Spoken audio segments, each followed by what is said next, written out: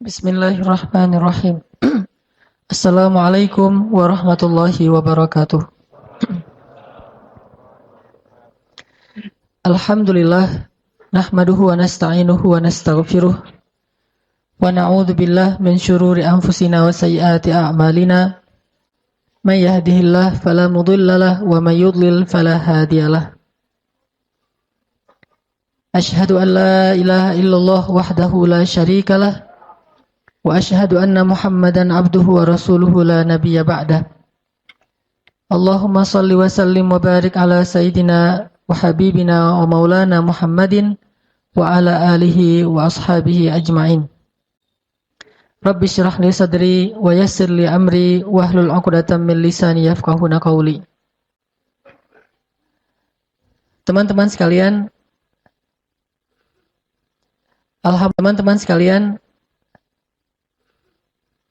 Alhamdulillah dalam beberapa pertemuan terakhir kita telah membahas pertama tema tentang pasangan atau suami istri, bahkan kajian tentang ini ada beberapa pertemuan. Kemudian kita juga sudah membahas tentang masalah hubungan kita dengan orang tua, terutama dengan ibu, bahkan dengan mertua sekalipun. Maka pada kesempatan ini kita akan melanjutkan pembahasan kita tentang hubungan dengan manusia atau hablum minan nas atau muamalah yang kali ini berkaitan dengan orang yang berada di luar rumah kita, yaitu para sahabat, teman, dan orang yang ada di sekitar kita. Hari ini kita akan membahas tentang salah satu sifat, bahkan kalau kata ulama bukan cuma sifat, tetapi karakteristik. Bahkan kalau kata ulama bukan cuma sifat, tetapi karakteristik. Bedanya sifat dengan karakteristik, kalau sifat dimiliki oleh kita dan orang lain. Sedangkan kalau karakteristik, kata ulama, itulah yang menjadikan kita khas ketimbang orang lain. Itulah yang membedakan kita dengan orang lain. Sehingga para ulama mengatakan, salah satu karakteristik seorang muslim, seorang mukmin yang paling luar biasa itu adalah dia seorang yang sangat setia kawan. Istilah setia kawan ini saya coba ijtihad, saya coba terjemahkan dari istilah yang sebenarnya dalam bahasa Arab itu disebut dengan istilah al-ithar. Kalau dalam bahasa Arab disebut dengan istilah al-ithar. Dalam bahasa Arab itu ada dua, ada ithar, ada atharah. Nah, kita akan membahas tentang salah satu karakteristik seorang muslim atau seorang yang mengaku mukmin adalah ithar. Dan seperti apa ithar ini? Kalau kita bahas bahwa setia kawan, bukan hanya muslim yang punya sifat setia kawan. Dan istilah setia kawan ini bukan hanya dimiliki oleh orang-orang yang mengaku beriman. Bahkan orang yang tidak beriman kepada Allah pun kadang lebih setia kawan dari orang yang mengaku beriman. Lalu bagaimana kita akan menunjukkan kalimat dari hadis Nabi, innama bu'itstu, sesungguhnya aku diutus hanya liutammima makarimal akhlak, untuk menyempurnakan, untuk mengutuhkan akhlak-akhlak yang mulia. Sehingga dulu saya pernah menyampaikan bahwa yang memiliki akhlak mulia itu bukan cuma muslim, non-muslim juga mereka punya akhlak yang mulia. Mereka juga belajar tentang kemuliaan akhlak. Tetapi Islam, kata Nabi, liutammim akhlak. Tetapi Islam, kata Nabi, liutammim. Dia mutammimal akhlak, mutammima makarimal akhlak. Dia menyempurnakan semua akhlak-akhlak yang indah, semua akhlak-akhlak yang baik yang dimiliki oleh sekian banyak manusia. Kaum muslimin menyempurnakan, artinya kalau kita membicarakan tentang sifat jujur, maka semua orang belajar tentang jujur. Tetapi yang paling sempurna kejujurannya itu harusnya seorang muslim. Kita bicara tentang sifat sabar. Banyak orang yang memiliki sifat sabar, tetapi harusnya muslim itulah yang paling sempurna kesabarannya. Kita bicara tentang sifat setia kawan. Banyak orang yang punya sifat setia kawan. Bahkan orang yang dalam bahasa poster itu mungkin masa bejat dulu, dalam keadaan masih bejat, kita jauh dari masjid, kita nggak pernah sholat, kita nggak taat sama orang tua, tapi kita punya sifat setia kawan kepada teman-teman kita itu luar biasa. Teman-teman kita itu luar biasa. Harusnya orang yang sudah datang ke masjid, yang sudah mengaku berhijrah, yang sedang belajar Al-Quran dan Sunnah, dia punya sifat setia kawan yang lebih sempurna daripada mereka yang menurut sebagian orang disebut orang yang belum berhijrah. Jadi kalau kita mengaku sudah berhijrah, kalau kita mengaku sedang memperbaiki diri dan sudah sering ikut taklim, tetapi kita tidak lebih setia kawan daripada mereka yang jarang ikut taklim atau yang belum pernah datang ke masjid, berarti kita belum memiliki karakteristik seorang muslim, sehingga tidak sah disebut sebagai muslim sejati. Apa bedanya kita dengan mereka? Bahkan mungkin mereka lebih baik daripada kita. Ada satu orang, namanya si A misalnya. Dia punya 2 orang teman. Teman yang pertama, si B, ini orang yang sudah hijrah, rajin ke masjid, sholat berjamaah, ikut taklim. Ini si B. Temannya yang satu lagi si A. A ini membutuhkan pertolongan, atau dia sakit, atau dia butuh apapun, dalam keadaan sedang diuji dengan satu musibah, maka lihatlah siapa yang pertama datang untuk menolong si A. Kalau yang pertama datang adalah si B, harusnya demikian, karena dia yang sudah berhijrah, dia yang sudah belajar. Tetapi alangkah memalukannya, alangkah sedihnya, jika yang pertama datang kepada si A ini adalah orang yang gak pernah berhijrah, gak pernah ke masjid, ke taklim, yaitu si C. Sekarang kira-kira, kita punya teman nih, yang sering punya masalah, yang sering kadang-kadang diuji dengan musibah. Dia punya teman, salah satunya kita yang sudah rajin ke masjid, yang sudah sholat berjamaah di masjid. Dan dia juga punya teman-teman yang lain yang gak pernah ke masjid, yang seringnya ke tempat-tempat maksiat. Coba tanya pada diri kita masing-masing, kalau teman kita ini butuh sesuatu, apakah kita lebih dulu datang kepada dia, atau teman kita yang kita sebut ahli maksiat lebih dulu datang kepada dia, atau teman kita yang kita sebut ahli maksiat lebih dulu datang pada dia? Ini adalah muhasabah yang paling jujur untuk menunjukkan siapa yang paling baik di antara kita dengan orang lain. Yang kita sebut sebagai ahli maksiat dengan ahli ta'lim dan ilmu. Harusnya seorang muslim menunjukkan yang paling awal dalam kebaikan. Bukankah Allah mengatakan wasari'u ila maghfiratin min rabbikum wa jannah fastabiqul khairat was-sabiquna as-sabiqun ulaikal muqarrabun. Mereka yang pertama, mereka yang lebih dulu, mereka yang berlomba-lomba. Di mana semangat perlombaan dalam kebaikan itu seandainya kita mengaku sudah rajin datang ke masjid? Apakah perlombaan kita hanya langkah-langkah menuju rumah Allah? Bukankah kebaikan bukan hanya ada di dalam masjid, tetapi juga kebaikan tersebar di seluruh bumi yang Allah miliki ini? Sehingga harusnya kita harus muhasabah dan merasa malu kepada Allah dan kepada manusia. Bahwa kita seringkali bukan yang pertama datang untuk menolong saudara kita yang misalnya ada musibah di salah satu kota di kota-kota ada di Indonesia, yang pertama yang datang langsung turun tangan di antara orang-orang yang mau membantu mereka itu perusahaan-perusahaan yang latar belakangnya bukan perusahaan yang orang muslim. Kemudian yang datang negara yang latar belakangnya itu bukan penguasa muslim. Kemudian secara individu yang datang untuk menyumbangkan berbagai macam bantuannya itu bukan muslim. Charity yang pertama sekali datang untuk menolong kita justru bukan orang yang paling taat dalam agamanya, tetapi mereka orang yang jauh dari masjid, jauh dari taklim. Ini menunjukkan bahwa kita belum benar-benar mengikuti sunnah Nabi SAW. Padahal harusnya kalau kita mengaku ahlus sunnah wal jamaah, kita menjadi orang yang pertama liutammima makarimal akhlak. Menjadi yang pertama dalam menunjukkan akhlak-akhlak yang sempurna ini. Baru namanya mutammimul makarimil akhlak. Sebut saja misalnya kisah yang paling populer tentang Rasulullah tuh orang laki-laki sama dalam menunjukkan akhlak-akhlak yang sempurna ini. Baru namanya mutammimul makarimil akhlak. Sebut saja misalnya kisah yang paling populer tentang Rasulullah tuh ketika ada seorang laki-laki kafir sakit. Laki-laki itu sering menyakiti Rasul kan?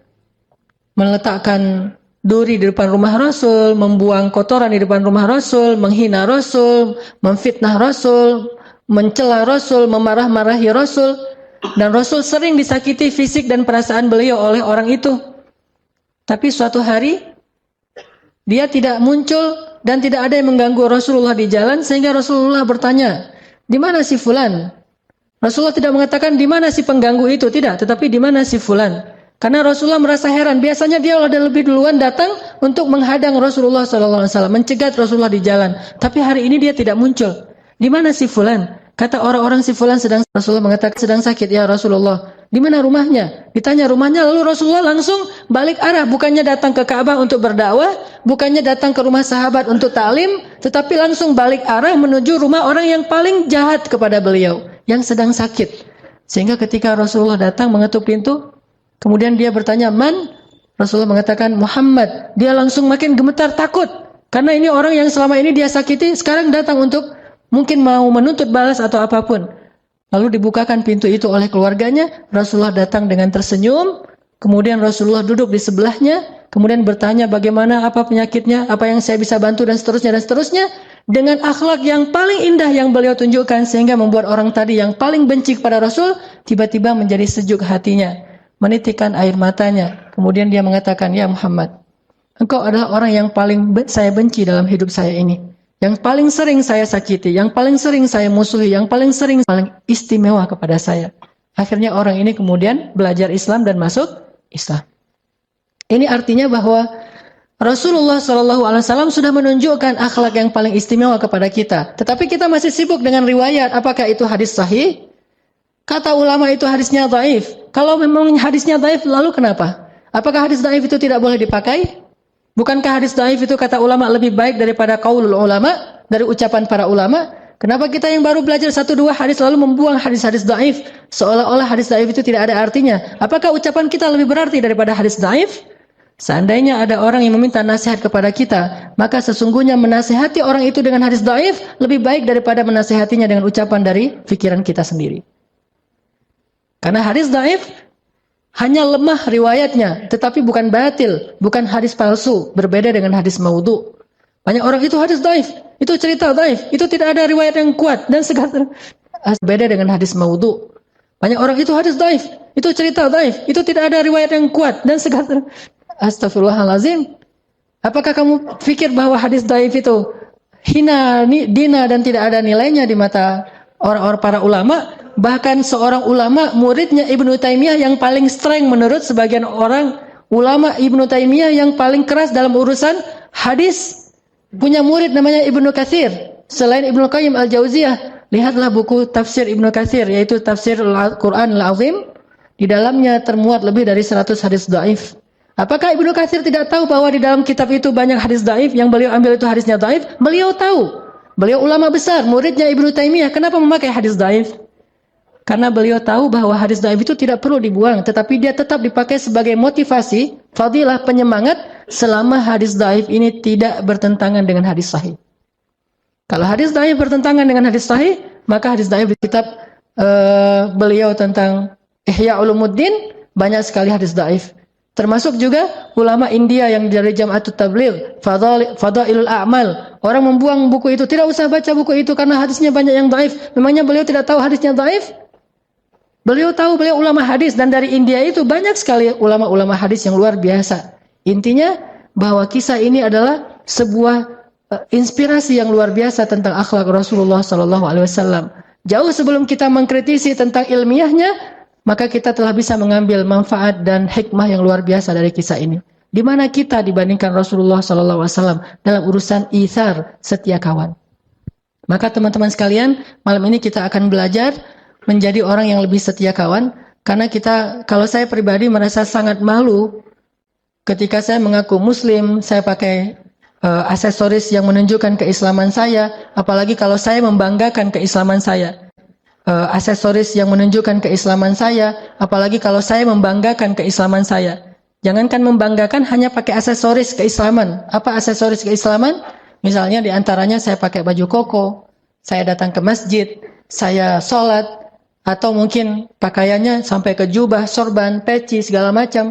Atau yang bahkan bukan hanya aksesoris keislaman, kebanggaan terhadap Islam. Saya memakai baju dengan tulisan bahwa saya bangga sebagai seorang muslim, saya ini seorang muslim, so what, gitu, dan seterusnya kan ya. Kan bangga sekali nih dengan keislaman kita, dan itu baik. Tetapi di situ ada beban yang luar biasa. Bebannya adalah apakah kita yang mengaku sebagai muslim, bahkan membanggakan keislaman kita, sudah menjadi orang yang paling layak disebut sebagai akhlak terindah di antara manusia?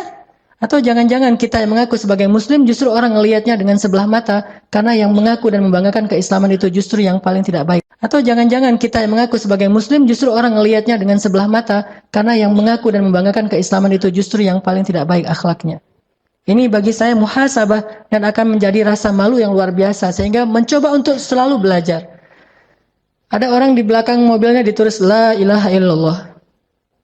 Mobil yang di belakang, di kaca belakang sudah ditulis La ilaha illallah, nggak boleh ngebut loh ya. Karena itu bebannya berat. Kalau dia ngebut nggak ada La ilaha illallah, dia tidak membawa kalimat thayyibah dalam akhlak yang khabithah. Tetapi ketika di mobil dia tulis La ilaha illallah, dia tulis misalnya muslim atau apa, dia tulis bahasa-bahasa kebanggaan Islamnya, ini hal yang positif, tidak masalah dengan itu. Kita ingin syiar, tapi syiar itu ada konsekuensinya. Jangan hanya syiar dalam bentuk teks, tetapi ada tanggung jawab yang lebih besar daripada teks itu sendiri, yaitu tanggung jawab akhlak. Karena orang tidak lihat sholat kita, dan mereka juga tidak akan merasa kagum dengan sholat kita. Mereka akan lihat dan kagum akhlaknya, lebih baik akhlaknya daripada mereka yang di belakang ditulis mungkin kalimat-kalimat, misalnya FBI, mungkin dia ada kalimat tentang benderanya Amerika, ada benderanya Jepang, orang bangga dengan bendera yang lain, atau minimal bendera Indonesia, kita pakai benderanya Palestina, benderanya Arab Saudi, La ilaha illallah. Ini berat membawa kalimat itu. Makanya kenapa di belakang mobil saya tidak ada La ilaha illallah? Karena saya masih suka ngebut di jalan. Alasan. Setidaknya orang tahu suatu saat saya pernah gini. Ini saya waktu itu pakai sorban. Pakai sorban mau ngajar pakai jubah. Karena lagi-lagi alasannya buru-buru gitu. Ngebut kan? Karena macet, jalannya tuh udah stuck banget. Akhirnya saya ngambil jalur yang arah berlawanan. Dan dipancing sama angkot sebetulnya. Saya ngikutin angkot aja, jalur yang berlawanan. Pas ngikutin angkot, angkotnya langsung bisa masuk, saya ketinggalan di belakang. Kemudian di depan udah ada mobil, angkotnya langsung bisa masuk, saya ketinggalan di belakang. Kemudian di depan udah ada mobil yang berlawanan masuk. Dan mobilnya kebetulan mobil mewah. Lalu setelah itu saya buka kaca tuh mau minta maaf kepada dia, dia juga buka kaca, langsung dia teriak di wajah saya dengan kalimat dari kebun. Dan waktu itu mungkin karena dia lihat dari depan ini orang pakai sorban, pakai jubah, tapi kok ngambil jalur orang. Di situ saya merasa sangat malu, bukan marah kepada dia, justru saya menganggap bahwa dia pantas mengatakan itu kepada saya. Harusnya saya membawa aksesoris Islam, pakai sorban, pakai jubah. Belum lagi nanti kalau ada yang kenal itu Ustadz Hanan dan seterusnya. Berarti saya harus lebih baik akhlaknya daripada mereka. Yang saya maksud dengan akhlak ini bukan urusan pribadi, tetapi bagaimana sikap kita kepada orang lain. Itu terbawa. Apalagi kita, misalnya teman-teman udah pada tahu nih, teman-teman komunitasnya kita di sini, ada yang komunitasnya atlet, mungkin para atlet sepak bola, ada komunitasnya yang lain itu udah rajin ke masjid, bahkan bukan hanya tahu dari orang lain, kita sendiri yang kadang-kadang ngomong, saya ngaji di Al-Latif, saya sekarang lagi coba belajar agama dan seterusnya. Disitulah kita sebetulnya sedang diperhatikan oleh mereka. Kalau mereka memperhatikan kita, jangan buru-buru menjudge mereka bahwa mereka itu sedang curiga sama kita, menjelek-jelekan kita, enggak. Mereka sedang memperhatikan, apakah yang sudah mengaku hijrah ini lebih baik akhlaknya atau tidak. Kalau lebih baik, maka saya akan ikut dia. Kalau yang sudah hijrah ini, yang sudah belajar agama ini lebih mengalah, lebih sabar, lebih mudah memaafkan, lebih lebar senyumnya daripada yang lain, maka saya akan ikut dia. Tetapi kalau yang sudah mengaku berhijrah ini kemudian yang dulunya suka tersenyum sekarang mulai manyun, saya tidak akan ikut dia. Kalau yang dulunya dia orangnya asik sekarang mulai jaim, saya tidak akan ikut dia. Kalau dulunya orangnya sangat toleran sekarang orangnya sangat strength, sangat strike gitu, saya tidak akan ikut dia. Ternyata akhlak kita itulah yang akan menarik mereka untuk ikut sama-sama menikmati hidangan Allah di dalam masjid. Fenomenal, tentu akan ikut dia. Ternyata akhlak kita itulah yang akan menarik mereka untuk ikut sama-sama menikmati hidangan Allah di dalam masjid. Intinya adalah salah satu yang paling mereka perhatikan itu dan akan membuat mereka takjub itu adalah sifat ithar yang tadi saya coba terjemahkan dengan setia kawan. Mari kita coba baca ayat Al-Quran yang sangat fenomenal tentang masalah ithar yang ada di dalam surat Al-Hasyr. Coba kita buka surat 59, surat Al-Hasyr ayat 9. Surat 59 ayat 9.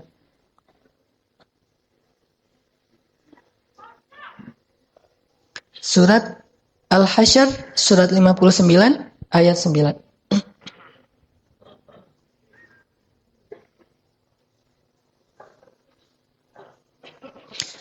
أعوذ بالله من الشيطان الرجيم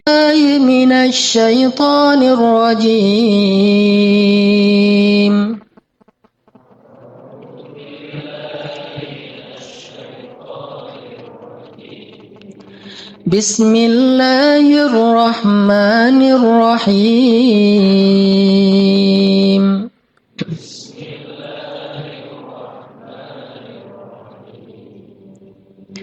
والذين تبوأوا الدار والإيمان من قبلهم يحبون من هاجر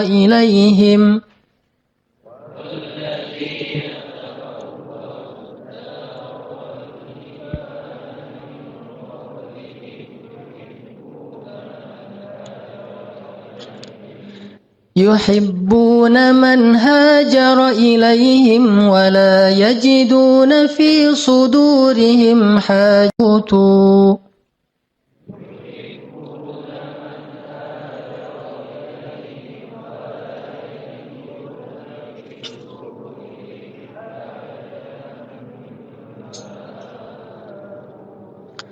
ويؤثرون على أنفسهم ولو كان بهم خصاصة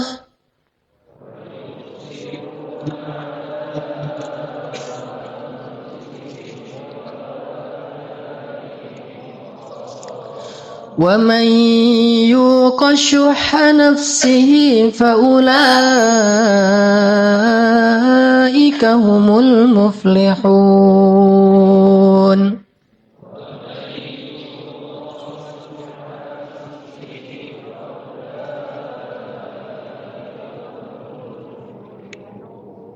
Tangan kaum muhajirin. Mereka adalah orang-orang Ansor yang sangat mencintai orang-orang muhajirin yang berhijrah kepada mereka. Dan mereka itu tiada menaruh satu keinginan pun dalam hati mereka terhadap apa yang diberikan kepada kaum muhajirin. Dan mereka selalu ithar atau mengutamakan orang-orang muhajirin atas diri mereka sendiri, sekalipun mereka dalam keadaan kesusahan. Dan siapa yang dipelihara dari kekikiran dirinya, mereka itulah orang-orang yang beruntung. Teman-teman sekalian, di dalam ayat 9 ini Allah Subhanahu wa taala menyebutkan satu kata ithar dalam bentuk verb atau kata kerja, yaitu kalimat wa yu'thirun. Wa yu'thiruna ala anfusihim walau kana bihim khasasah. Dan yang diambil sebagai sampel atau contoh tentang ithar di dalam Al-Qur'an itu adalah satu kaum, bukan satu individu. Ini menunjukkan bahwa sifat ithar ini dimiliki oleh orang banyak. Sebagai sampel atau contoh tentang ithar di dalam Al-Quran itu adalah satu kaum, bukan satu individu. Ini menunjukkan bahwa sifat ithar ini dimiliki oleh orang banyak yang luar biasa, yang mereka disebut oleh Allah dengan istilah kaum Ansor, yang terdiri dari suku Aus dan suku Khazraj. Orang-orang Ansor, orang-orang Madinah. Ternyata orang-orang Madinah ini adalah orang-orang yang ahlul ithar, orang yang sangat luar biasa dalam berithar, dalam setia kawan itu luar biasa orang Ansor. Sangat terlihat nanti kisah-kisah itharnya orang Ansor itu, gimana mereka bisa setia kawan, gimana mereka bisa lebih mengutamakan orang muhajirin daripada diri mereka, sampai ke tingkat yang kita tidak bisa mengerti, sampai ke tingkat yang tidak bisa dipercaya oleh akal kita. Begitu luar biasanya sifat setia kawannya kaum Ansor. Di antara contoh setia kawannya kaum Ansor misalnya, ketika kaum muhajirin datang ke Madinah, kemudian mereka membutuhkan, Ansor membagikan setengah dari rumah mereka untuk muhajirin, memberikan setengah dari tanah mereka untuk muhajirin. Bahkan ada di antara mereka yang menyerahkan seluruh hartanya untuk kaum muhajirin, dan mereka kemudian tinggal bersama keluarga mereka yang lain. Jadi kalau ada adik kakak berlima nih, maka salah satu di antara yang orang 5 ini menyerahkan seluruh hartanya, kemudian dia numpang tinggal bersama keluarganya yang lain. Saking ithar, saking setia kawannya kepada kaum muhajirin. Ini yang dilakukan oleh orang Ansar. Sehingga ketika Rasulullah dan sahabat muhajirin datang ke Madinah, mereka tidak kelaparan, mereka tidak kedinginan, mereka tidak kepanasan. Mereka semuanya mendapatkan tempat seperti yang mereka dapatkan di kampung halaman mereka, karena ithar dari kaum Ansar. Siapa di antara kita yang bisa seperti ini? Datang orang yang kita tidak kenal sama sekali. Kalau ithar kepada para sahabat, setia kawan dengan teman-teman itu, ini kita mungkin bisa. Bahkan ada di antara kita yang mungkin punya pengalaman di masa-masa lalu saat kita punya komunitas motor mungkin atau komunitas hobi yang lain. Ketika ada teman kita yang misalnya anak Vespa nih, ada temannya jalan dari Bandung ke Pangandaran, sampai di daerah Pangandaran atau katakanlah misalnya Garut aja atau Tasik gitu, Vespanya mogok. Kemudian dia telepon tengah malam, jam 1 malam dia telepon temannya di Bandung. Bro, Vespa saya mogok gitu. Dan saya sekarang, kamu lagi di mana? Lagi di Tasik, ini mau ke Pangandaran. Mogok udah berapa kali dibenerin nggak bisa hidup, nggak bisa nyala. Saya sendiri sekarang di jalan. Oh ya udah, lo tunggu ya di situ ya, entar lagi gue datang gitu. Akhirnya dia dari Bandung jauh-jauh naik Vespa juga ke Pangandaran. Untung nggak mogok lagi di daerah Ranca Ekek gitu. Jauh-jauh datang ke Pangandaran, ditelepon oleh temannya dalam waktu hitungan menit, dia langsung siap-siap, langsung berangkat ke Pangandaran. Dia nggak pernah berpikir yang efektif mah bukan saya yang datang, saya cari bantuan aja, saya telepon 911 atau apalah istilahnya. Jangan saya yang datang, kan cari efektivitasnya. Bagi mereka bukan efektivitas, tetapi bagaimana menunjukkan setia kawannya. Mungkin kalau mau efektif, dia akan telepon saudaranya yang ada di Tasik, tolong bantu teman saya. Itu aja udah setia kawan. Tetapi dia tidak ingin kebaikan ini diambil oleh orang lain. Dia yang harus mengambil kebaikan ini. Sehingga dia datang jauh-jauh dari Bandung ke Tasik, ke Garut, bahkan sampai ke Pangandaran, menyusul temannya yang sedang menunggu di sana dalam keadaan sedang membutuhkan pertolongan. Ini dilakukan oleh orang-orang yang tidak mengenal agama. Harusnya kita yang sudah belajar agama harus punya setia kawan yang jauh lebih dahsyat dari ini. Dan ini bukan hal yang sepele. Karena tugas seorang muslim itu adalah menunjukkan identitas Islam yang telah Allah gariskan dalam syariatnya. Dan ini berat, makanya menjadi seorang muslim itu luar biasa beratnya. Menjadi seorang muslim itu benar-benar harus menjadi yang bisa berkorban sejauh itu. Harusnya anak-anak masjid bisa berkorban jauh lebih baik daripada itu. Kalau anak Vespa di Pangandaran ditelepon, malam itu juga datang. Anak masjid ditelepon di Surabaya, malam itu juga datang. Saya lagi di Surabaya, ya udah aku datang sekarang. Gimana cara datangnya? Mikir dulu. Harusnya bisa lebih dari itu. Memang saya juga belum pernah seperti itu. Saya merasa sangat takjub dengan anak-anak Vespa, anak-anak BMX, anak-anak komunitas yang lain yang punya sifat setia kawan yang luar biasa. Dan kita berharap dalam Islam itu, dalam masjid itu, dalam dakwah itu punya yang lebih dahsyat daripada komunitas-komunitas lain. Karena kita mengaku sebagai kuntum khaira ummatin ukhrijat linnas, kalian kelompok terbaik di antara manusia. Terus tunjukkan mana yang terbaik. Apakah terbaik itu hanya label? Apakah terbaik itu hanya slogan? Apakah terbaik itu hanya sekedar bentuk orasi dan khutbah? Atau ukhrijat linnas, kalian kelompok terbaik di antara manusia. Terus tunjukkan mana yang terbaik. Apakah terbaik itu hanya label? Apakah terbaik itu hanya slogan? Apakah terbaik itu hanya sekedar bentuk orasi dan khutbah? Atau kenyataan real? Maka kalau khutbah kita pasti lebih bagus daripada yang lain. Kalau label kita punya banyak label-label yang keren. Tetapi realnya kita harus banyak muhasabah. Saya bukan katakan tidak ada, tetapi kita harus banyak muhasabah. Jangan-jangan kita belum menunjukkan apapun. Apa yang kita tunjukkan dalam bentuk label, tetapi tidak ada dalam realitasnya. Orang Ansor. Pernah ada kasus begini. Sejak kaum muhajirin datang ke Ansor, orang Ansor itu berbagi. Berbagi setengah dari harta mereka, sepertiga dari harta mereka, 2/3 dari harta mereka. Bahkan ada yang seluruh dari harta mereka diberikan. Maaf, sampai ada di antara mereka yang mengatakan, maaf, saya punya anak, silakan kalau kamu mau menikahi anak saya, kamu butuh keluarga, kamu jadi menantu saya. Kamu nggak perlu mahar. Suamiku, kalau memang kamu ridho, maka ceraikan saya sehingga saya bisa menjadi istrinya si fulan itu muhajirin membutuhkan istri. Sampai kayak gitu. Dan ini adalah inisiatif perempuan Ansor. Saking luar biasanya pengorbanan kaum Ansor ini lebih dari apapun. Kalau bahasa sekarang mah ada 2 orang yang jatuh cinta ke satu cewek. Nah, yang satu udah ke masjid, yang satu belum ke masjid. Maka yang udah ke masjid ini harus ngalah nih. Kenapa Isa? Terus perempuannya di mana? Nah, perempuan misalnya dia agak galau nih memilih yang udah ke masjid, keren sih, hafal Quran, udah mulai menghafal Quran, udah tahsinnya udah bagus, udah di mana-mana ngaji gitu kan ya. Terus yang belum ke masjid, keren juga, cuma dia belum dekat dengan Al-Quran, belum ikut taklim, belum sholat di masjid dan seterusnya. Galau memilihnya nih. Akhirnya supaya si perempuannya nggak galau, maka tunjukkanlah sifat ithar. datanglah ke teman kita, bro. Yang nggak galau, maka tunjukkanlah sifat ithar. Datanglah ke teman kita, bro.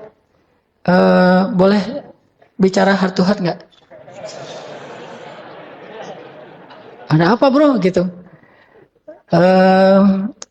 Itu tentang si cewek itu tuh, namanya misalnya apa namanya yang keren? Namanya Wulan gitu. Si Dewi lah, Dewi. Tentang si Dewi misalnya. Lo suka sama dia gitu. Lo nggak usah ngomong gitu dah, baper banget sih jadi orang gitu-gitu deh gitu. Nggak enak kalau udah terlalu main emosional. Kita jujur aja, kalau misalnya lo suka sama dia, gue juga suka. Terus gitu. Maksud gue kalau misalnya lo suka sama dia, ya udah kamu aja yang maju. Saya mah apa tuh gitu. Kamu aja yang maju gitu. Kok kamu bisa gitu? Kamu nggak serius ya sama dia? Serius banget. Terus kenapa bukan cuma orang yang pacar doang yang dikasih, sampai istri pun, dan istrinya juga rela banget atas nama bukan cinta lagi bagi mereka yang terpenting. Yang terpenting adalah ithar. Sampai kayak gitu, coba bayangkan. Walaupun ini kasusnya cuma ada satu ya. Jangan bilang semua orang Ansor kayak gitu, enggak juga. Cuma ada satu kasusnya, dan itu agak-agak unik menurut saya, dan nggak harus jadi teladan juga sih. Saya nggak rela.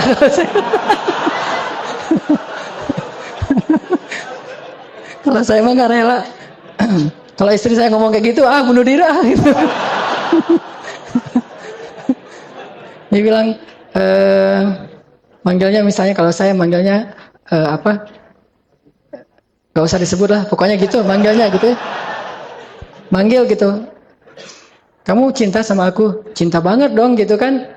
Gimana? Aku nggak bisa hidup tanpa kamu. Pokoknya lebay-lebay gitu. Terus dia bilang, tapi kalau ada ayat tuh, lan tanalul birra hatta tunfiqu mimma tuhibbun, menunjukkan bahwa kamu tidak akan sampai mendapatkan kebaikan terbaik sampai kamu menginfakkan yang paling kamu cintai. Menginfakkan yang paling dicintai. Maksud kamu apa? Ceraikan aku biar aku menikah dengan dia. Wah! Langsung rame itu kan ya, selingkuh lah, segala macam lah tuduhan-tuduhannya. Tapi orang Ansor ada yang pernah kayak gitu, bayangin. Ini menunjukkan bahwa ithar mereka itu udah luar biasa. Sampai saya bilang, nggak bisa dipercaya dengan logika kita, tapi mereka bisa melakukannya. Terus kalau di Madinah itu lagi musim panen, kan orang muhajirin itu nggak bagus dalam bertani ya. Mereka tuh kan rata-rata bakatnya tuh pedagang. Sedangkan orang Ansor bakatnya berkebun, bertani. Mereka orang-orang yang bagus dalam megang tanaman.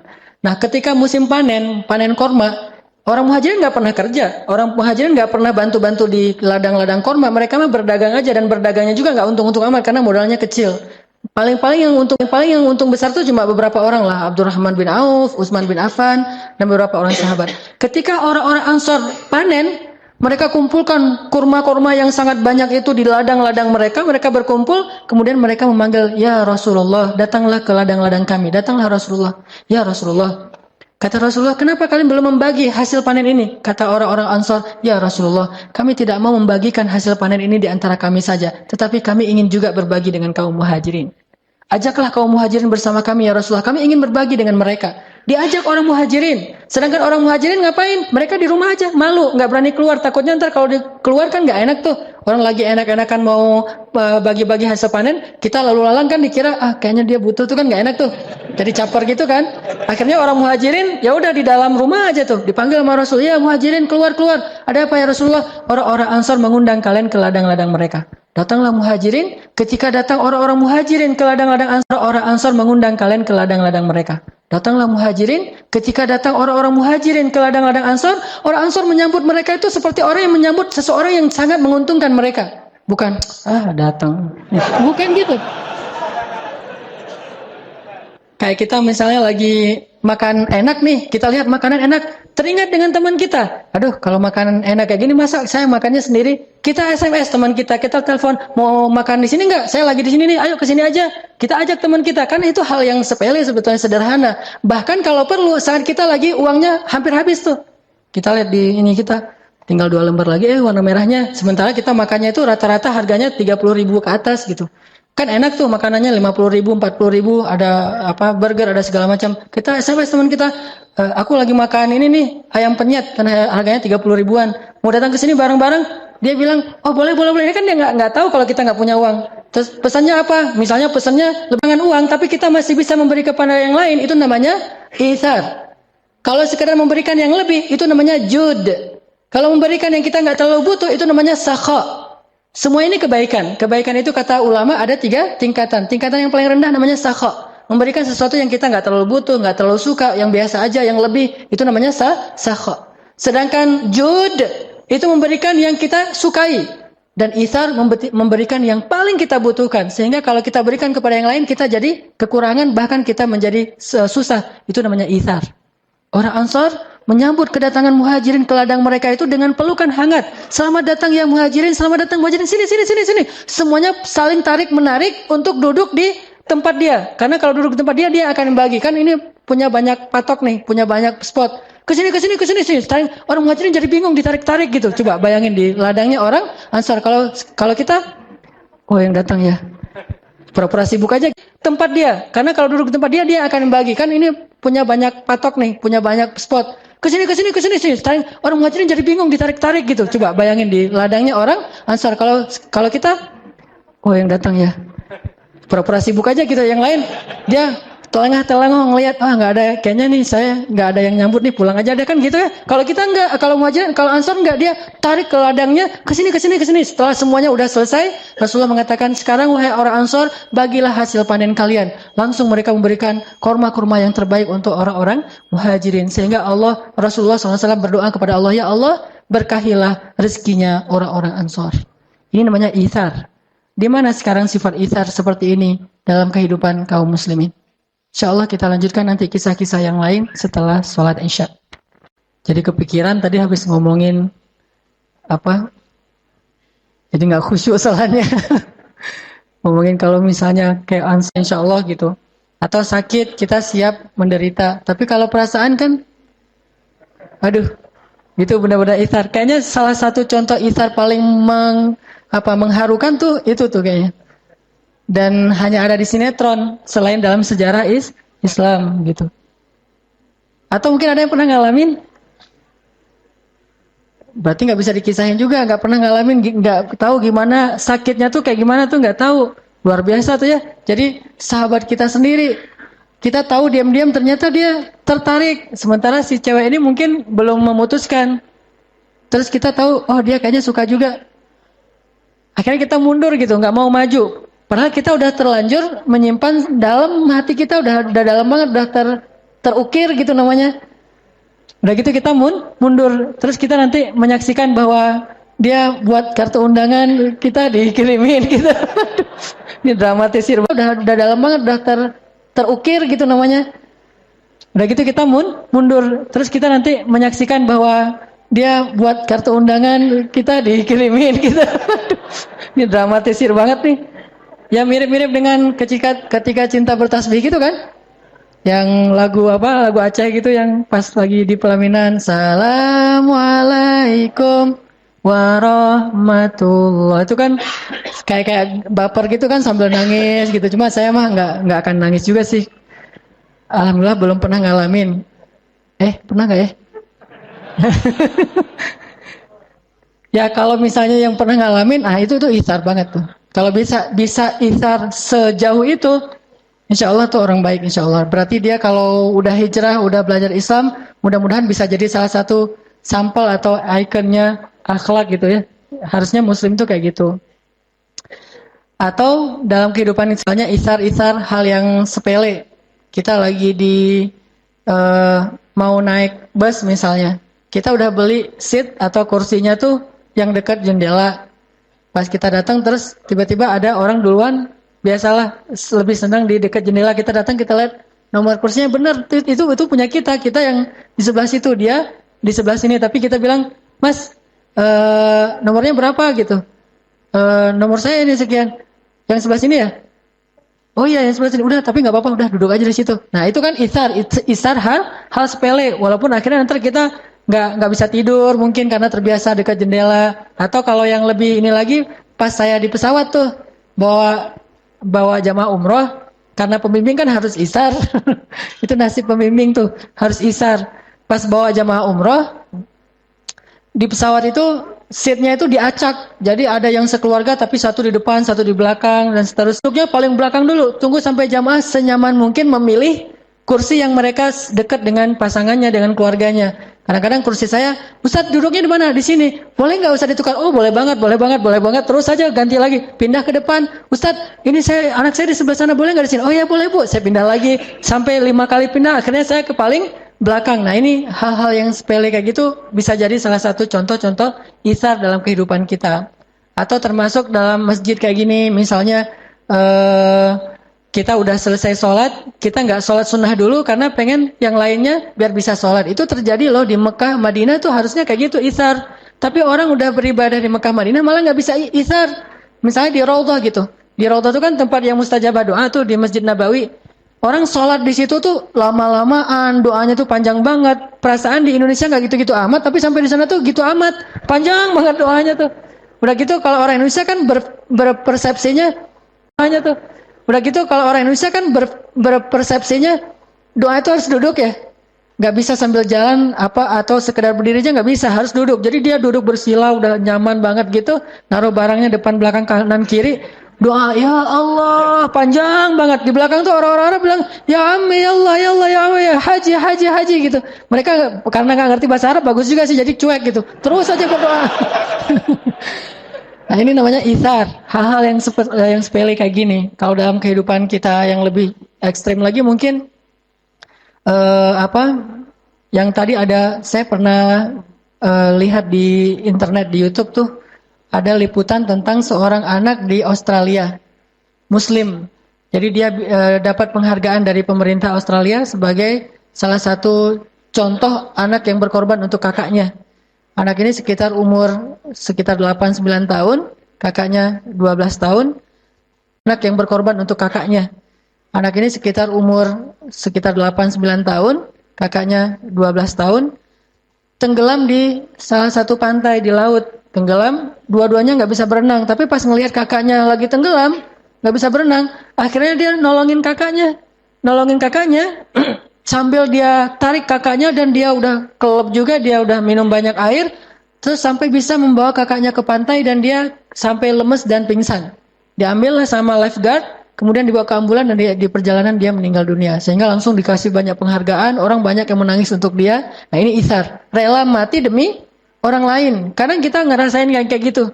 Kayak misalnya kita lagi bareng-bareng berenang di UPI misalnya, yang 5 meter tuh kan ya. Nah ada teman kita yang ternyata terlalu pede mungkin berenangnya, main nyemplung aja deh, kira 1,5 meter. Pas dia masuk ke situ kok dalam banget masuknya. Datanglah kita ceng gitu kan. Terus kita keluarganya selamatin orang, diinjak-injak ditekan-tekan sama dia. Udah aja kita mungkin minum banyak air sampai kita akhirnya kenyang gitu dan pingsan karena kenyang. Nah ini ithar. Tapi nggak tahu nih ada nggak orang yang mau melakukan sejauh ini.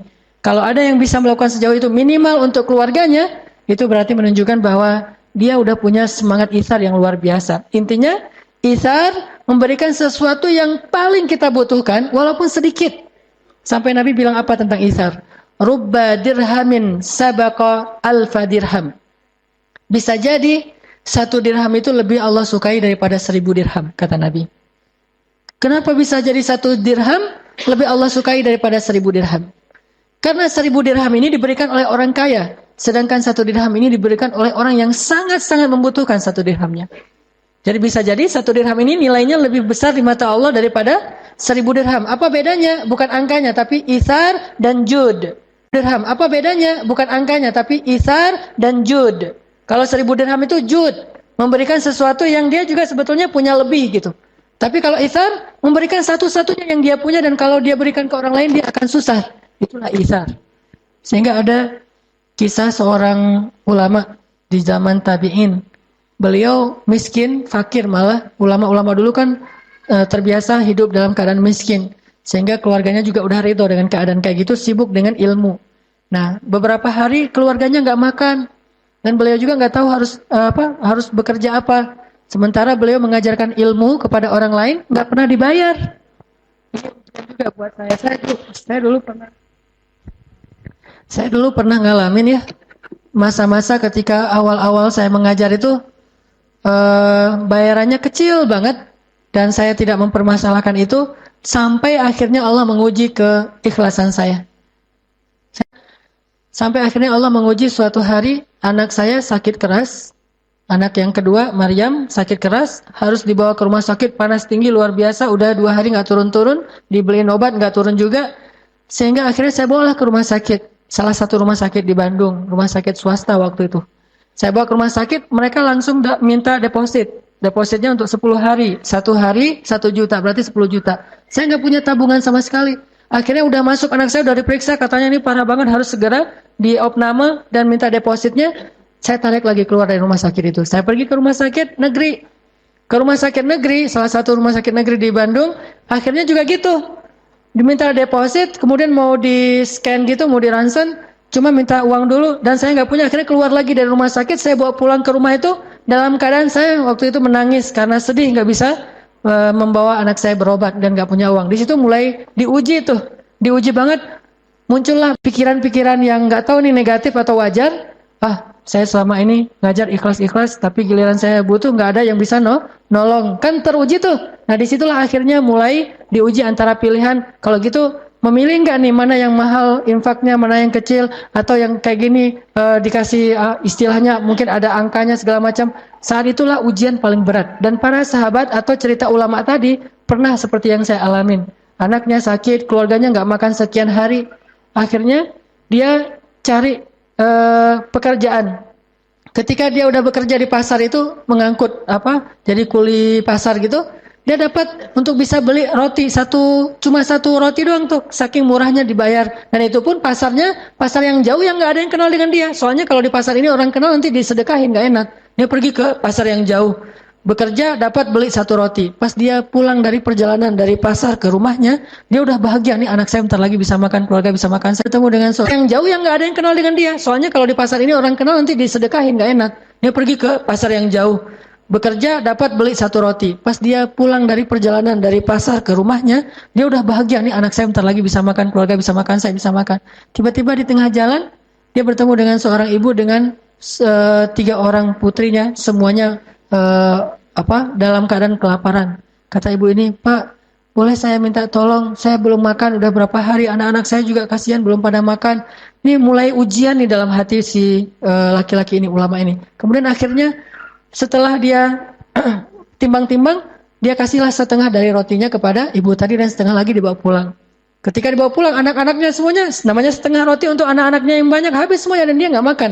Habis kerja jadi kuli pasar, nggak makan, setengah dikasih jatahnya untuk orang lain, setengah lagi untuk keluarga. Setelah itu tiba-tiba datanglah seseorang ke rumahnya mengetuk pintu. Assalamualaikum, waalaikumsalam.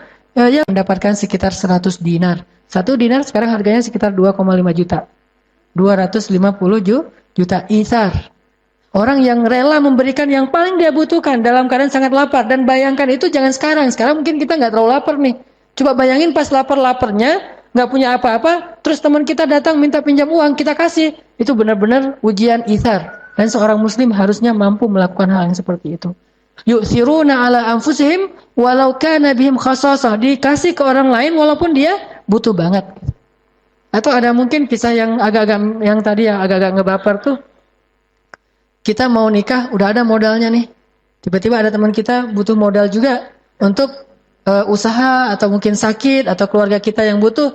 Terus kita mikir kan, ini saya nabung sekian tahun biar bisa nikah. Sekarang pas saya udah dapat calonnya dan saya udah punya modal untuk mahar dan acaranya, tiba-tiba ada keluarga yang sakit, yang butuh. Terus kita mikir kan, ini saya nabung sekian tahun biar bisa nikah. Sekarang pas saya udah dapat calonnya dan saya udah punya modal untuk mahar dan acaranya, tiba-tiba ada keluarga yang sakit dan dia butuh pertolongan saya. Kalau saya kasih ke dia, berarti saya ditunda pernikahannya. Kalau saya nikah, berarti saya harus menolak dia dengan walaupun rasa berat hati. Ini ada satu kalimat yang menurut saya, kalimat yang tertuang begitu aja ketika saya membayangkan.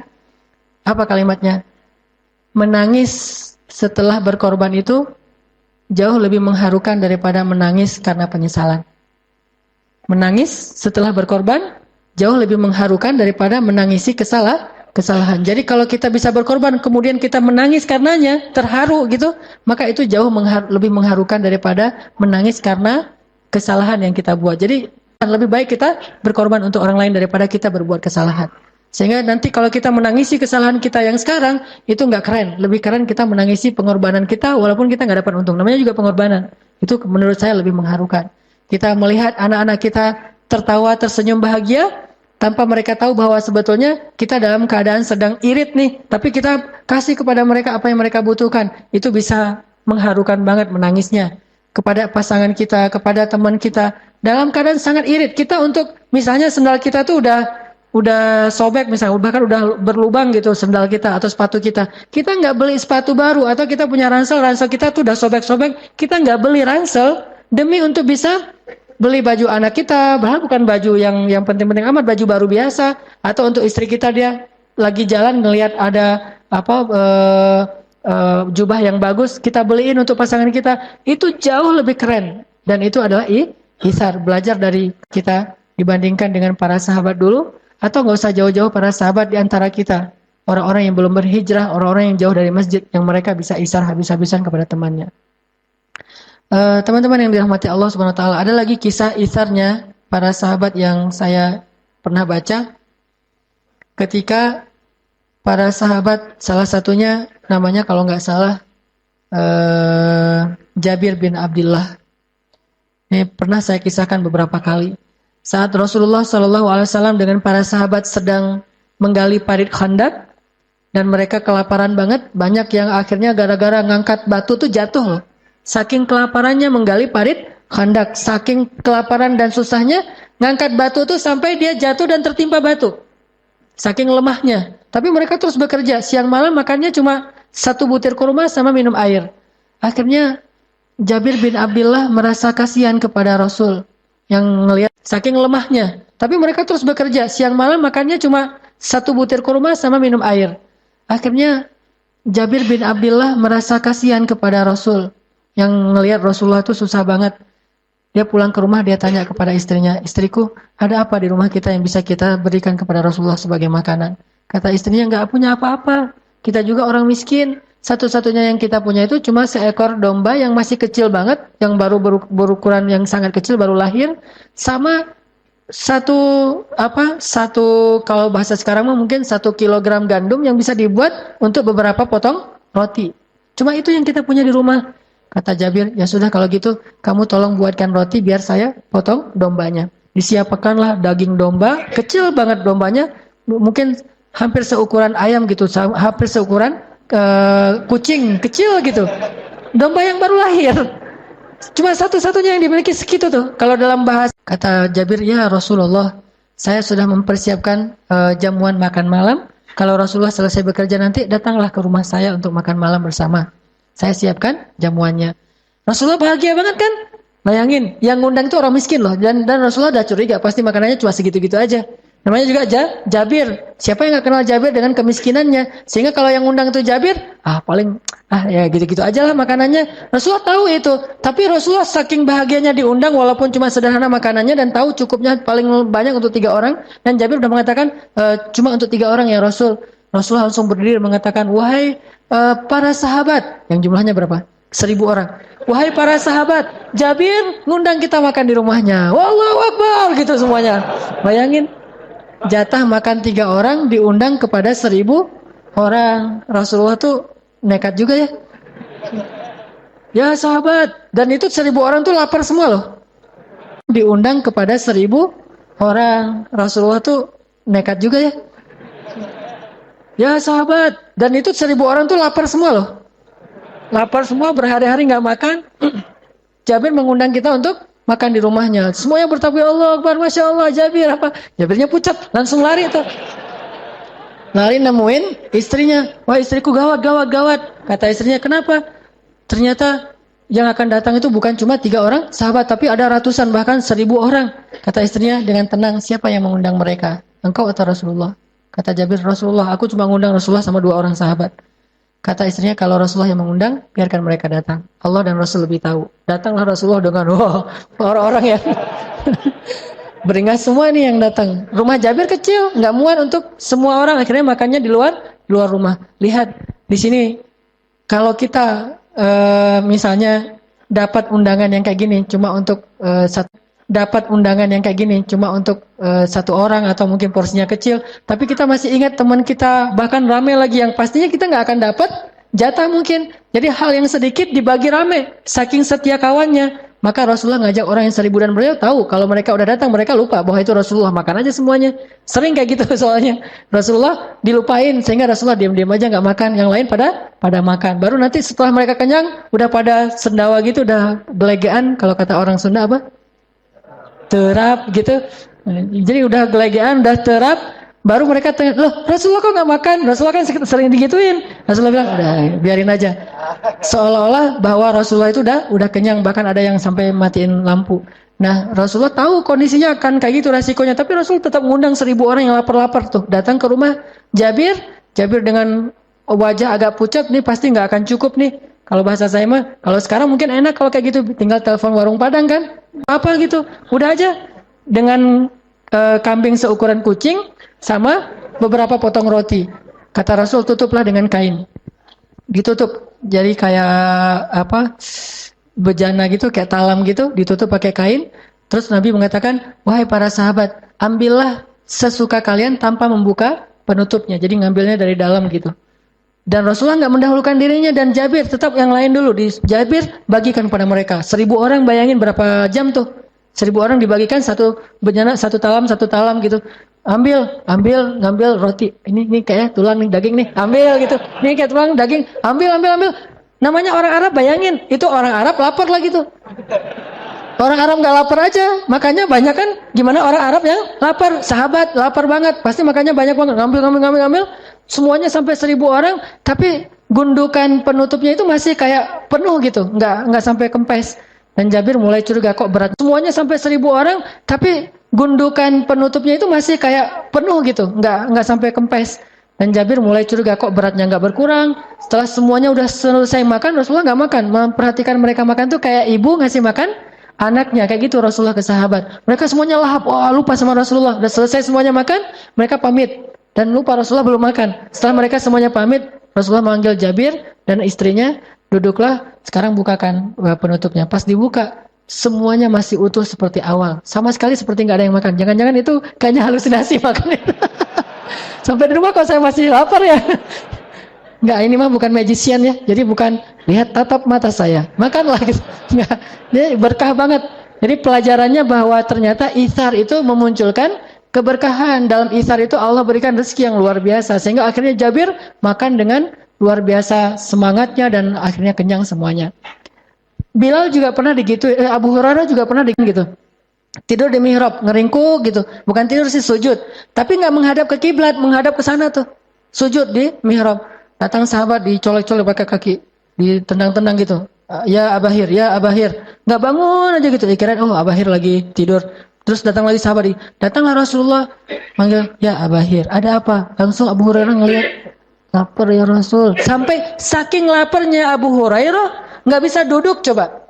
Apalagi berdiri, duduk aja nggak bisa. Jadi harus nahan laparnya itu dengan menekuk badannya supaya perutnya kelipat. Saking lapar tuh kayak gimana tuh laparnya? Tapi orang yang lapar kayak gini, hafal hadisnya tuh ribuan loh. Kita yang kenyang nggak hafal hadis nih, agak-agak unik memang. Yang kenyang nggak pernah hafal hadis, yang lapar ribuan gitu nggak ada alasan. Mas saya mah nggak bisa hafal hadis soalnya saya miskin, saya mah lapar terus atau apa. Ini nih Abu Hurairah justru lapar itu malah lebih mudah hafal hadis. Akhirnya kata Abu Hurairah, lapar ya Rasul. Rasulullah bilang, ya udah ayo ke rumah saya. Ini nih Abu Hurairah justru lapar itu malah lebih mudah hafal hadis. Akhirnya kata Abu Hurairah, lapar ya Rasul. Rasulullah bilang, ya udah ayo ke rumah saya. Abu Hurairah semangat kan ke rumah Rasulullah, yang tadi nggak bisa berdiri tiba-tiba bisa berdiri, aneh juga tuh. Kalau saya perhatiin hadisnya, loh kok tiba-tiba bisa berdiri ya? Abu Hurairah langsung segar gitu. Ya Rasulullah, datang ke rumah Rasulullah. Rasulullah ngambil susu onta, kan susu onta itu salah satu susu favorit Rasul. Nah dituangkan, susu domba, susu onta, pokoknya susu lah gitu ya. Dituangkan, kemudian kata kata Rasul, ya Abahir, panggillah orang-orang yang dari Bani Sufah, Dar Sufah. Dar Sufah itu lembaga orang-orang miskin di dekat Masjid Nabawi. Orang-orang miskin ngumpul di situ semuanya tuh. Bilal, Abu Hurairah, Ammar, ya yang miskin-miskin lah. Panggil semua mereka. Abu Hurairah ngelihat bahwa susunya cuma segini doang tuh, ditutup dengan dengan kayak gelas gitu ditutup cuma segini tapi mau dikasih ke puluhan orang. Abu Hurairah tadi, tapi namanya ini perintah Rasulullah, akhirnya Abu Hurairah pergi mencari teman-temannya, ayo cepetan lah, makan, minum. Ini mah bahasa saya aja, Abu Hurairah nggak bakalan gitu juga. Ya udah dipanggil temannya. Bayangin kalau kita yang disuruh kayak gitu, kan tadi saya yang lapor Rasul, kenapa manggil mereka? Kan harusnya gitu ya, normalnya gitu. Atau manggil dengan males-malesnya, dengan apa, pasti ntar berkurang. Tapi mereka iman. Dan Rasul sedang mengajarkan itsar kepada Abu Hurairah. Datanglah mereka semuanya. Setelah datang, kemudian akhirnya Rasulullah SAW mengatakan, ya Abahir, tuangkan susu ini kepada mereka. Semuanya minum susu, minum. Setelah semuanya selesai, Abu Hurairah duduk aja nungguin mereka. Setelah mereka udah pulang, Abu Hurairah kata Rasul, ya Abahir, sekarang kamu minum. Diminum sama Abu Hurairah. Udah ya Rasulullah, minum lagi kata Rasulullah. Minum lagi, udah ya Rasulullah, minum lagi. Udah ya Rasulullah. Sampai Abu Hurairah tuh mau muntah. Saking banyaknya susu nggak habis-habis tuh coba. Memang ini mukjizat, tetapi ada pelajaran. Karena nggak murni hanya mukjizat saja tanpa ada sunnah yang perlu kita ikuti. Ternyata pelajarannya berkah itu ada di dalam itsar. Jadi ketika kita rela untuk itsar, Allah akan berikan kebaikan dari jalan yang lain. Kayak kita mukhayyam kemarin misalnya. Saya sangat takjub kepada teman-teman Ucing Leweng. Ucing leweng itu bahasa Indonesianya apa? Bukan, serigala.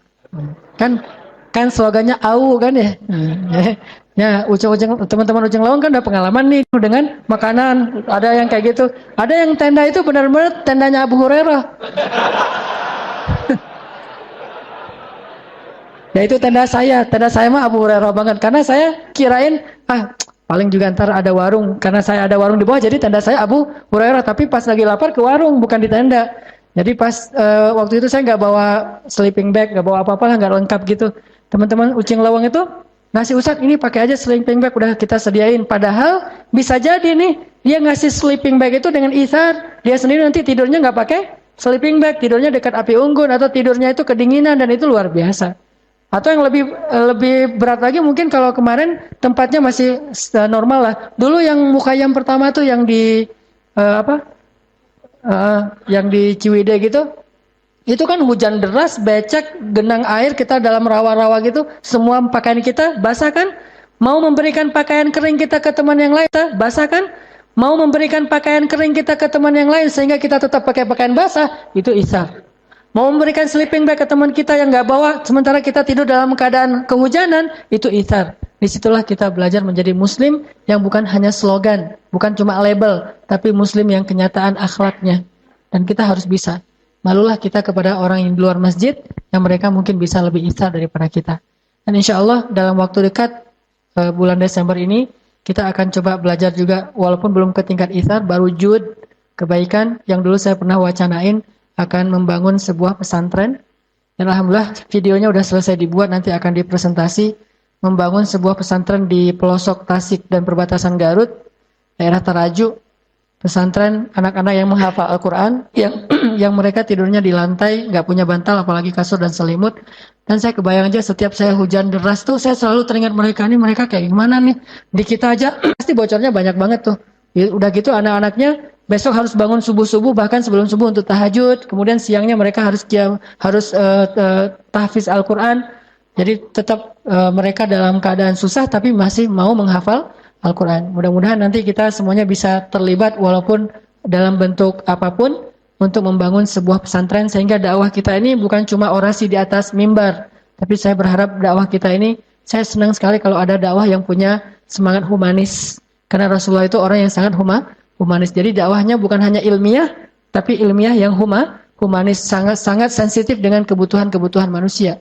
Walaupun hal kecil yang kita lakukan, tapi alhamdulillah ada beberapa teman yang mau gabung nih, teman-teman dari Harley mau gabung, teman-teman dari komunitas yang atlet mau gabung, kemudian dari beberapa kantor PT juga mau gabung, dan dari ibu-ibu juga ada beberapa orang dari akhwat dokter PT juga mau gabung, dan dari ibu-ibu juga ada beberapa orang dari akhwat dokter juga mau bareng berangkat ke sana, sehingga mudah-mudahan nanti kita bisa dari komunitas BMX mungkin, dari anak bola mungkin, dari anak yang lain, termasuk anak Vespa, bareng-bareng nih kita coba tunjukkan kepada seluruh manusia bahwa dakwah bukan cuma di dalam masjid, tetapi dakwah itu dari dalam masjid kemudian keluar untuk membawa rahmatan lil alamin insyaallah. Ini yang akan kita lakukan dalam bulan Desember ini. Mudah-mudahan kita semuanya bisa terlibat, walaupun bentuknya bebas apapun. Bahkan doa yang paling penting sekali adalah doa, sehingga semuanya bisa berjalan lancar. Barakallahu li wa lakum. Marilah kita tutup dengan sama-sama berdoa.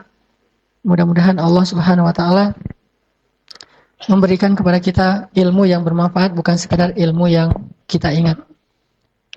Ditambah lagi di sini ada doa khusus yang dimintakan untuk almarhum Bapak Eri Ahradi bin Endang, Bapak dari siapa nih? Sostrolita. Ya. Almarhum Bapak Eri Ahradi bin Endang. Mudah-mudahan Allah Subhanahu wa taala menerima beliau sebagai hambanya, ditempatkan di sisinya yang terbaik, diampunkan dosanya, diangkat derajatnya, dan dilapangkan kuburnya. A'udzu billahi minasy syaithanir rajim. Bismillahirrahmanirrahim. Alhamdulillahi rabbil alamin. Allahumma hadina fi man hadait, wa afina fi man afait, wa tawallana fi man tawallait, wa barik lana fi ma a'tan. Lakal hamdu ya rahim, lakal hamdu ya rabbal alamin. Alhamdulillahi ala ni'matil Islam, alhamdulillahi ala ni'matil iman, alhamdulillahi ala ni'matit taubah, alhamdulillahi ala ni'matil Qur'an, alhamdulillahi ala ni'matil ukhuwah, alhamdulillahi ala ni'matil hijrah, alhamdulillahi ala ni'matil ibadah. Allahumma inna nas'aluka halawatal iman, Allahumma inna nas'aluka ridhaka wal jannah, wa na'udzu bika min sakhatika wan nar. Allahumma quwwatal iman, Allahumma inna nas'aluka ridhaka wal jannah, wa na'udzu bika min sakhatika wan nar. Allahumma ighfir lahu warhamhu wa'afihi wa'fu anhu wa akrim nuzulahu wa wassi' madkhalahu waj'al qabrahu rawdatan min riyadil jannah wa la taj'al qabrahu hufratan min hufarin niran. Allahumma ighfir lana wa liwalidayna warhamhuma kama rabbayana sighara. Rabbi ighfir li wa liwalidayya warhamhuma kama rabbayani saghira. Ya arhamar rahimin, ighfir li ummahatina ya